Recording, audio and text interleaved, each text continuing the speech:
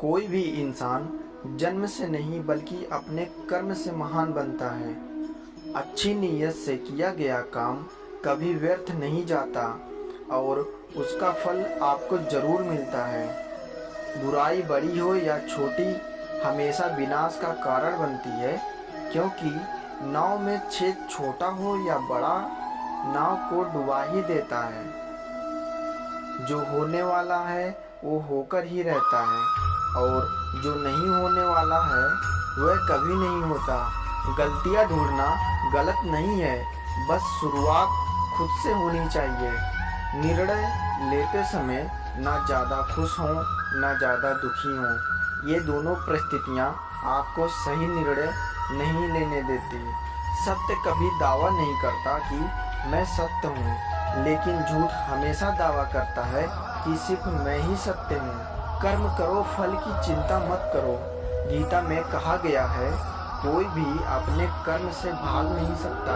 कर्म का फल तो भुगतना ही पड़ता है। अच्छे कर्म करने के बावजूद भी लोग केवल आपकी बुराइयां ही याद रखेंगे। इसलिए लोग क्या कहते हैं, इस पर ध्यान मत दो। तुम अपना कर्म करते रहो। फल की अभिलाषा छोड़कर कर्म करने वाला पुरुष ही अपने जीवन को सफल बनाता है। मैं किसी का भाग्य नहीं बनाता, हर कोई अपना भाग्य खुद बनाता है।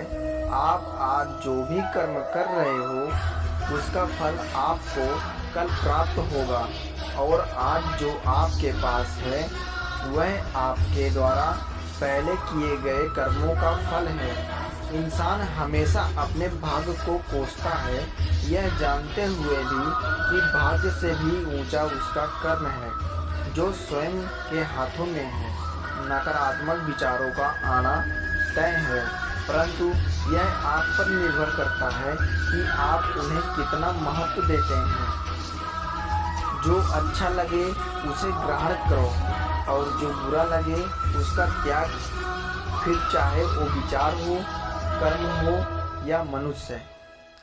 मैं भूत, वर्तमान और भविष्य के सभी प्राणियों को जानता हूँ, किंतु वास्तविकता में मुझे कोई नहीं जानता।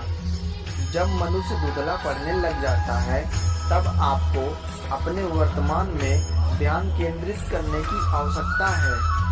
मनुष्य अपने विश्वास से निर्मित होता है। जैसे वो विश्वास करता है वैसा वो बन जाता है। आत्मज्ञान की तलवार से अपने हृदय से अज्ञान के संदेश को काटकर अलग कर दो। उठो, अनुशासित रहो। जिस मनुष्य के पास सब्र की ताकत है उस मनुष्य की ताकत का कोई मुकाबला नहीं कर सकता। मनुष्य को जीवन की चुनौतियों से भागना नहीं चाहिए और ना ही भाग्य और ईश्वर की इच्छा जैसे बहानों का प्रयोग करना चाहिए। शिक्षा और ज्ञान उसी को मिलता है जिसमें जिज्ञासा होती है। जिस प्रकार अग्नि सोने को परखता है, उसी प्रकार संकट वीर पुरुष को। जो व्यवहार आपको दूसरों से पसंद ना हो, ऐसा व्यवहार आप दूसरों के साथ भी ना करें। एक अनुशासित व्यक्ति ही अपना तथा समाज व देश का विकास नहीं कर सकता।